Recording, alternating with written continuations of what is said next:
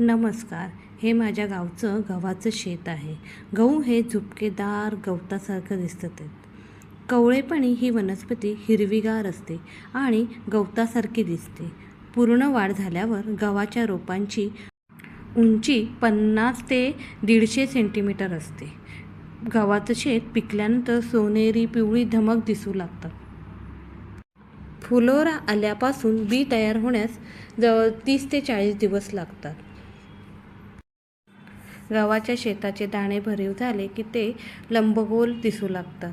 एका बाजूला उभी अशी खाच असते. दाणे दोन्ही टोकांना बोथट असतात. जेव्हा गहू पूर्णपणे तयार होईल तेव्हा पूर्ण शेती ही पिवळी धमक दिसू लागते. गव्हाची उगवण झाल्यापासून पेरणीपर्यंत साधारणतः 120 दिवस लागतात. गव्हाची लागवड शक्यतो नोव्हेंबरमध्ये केली जाते.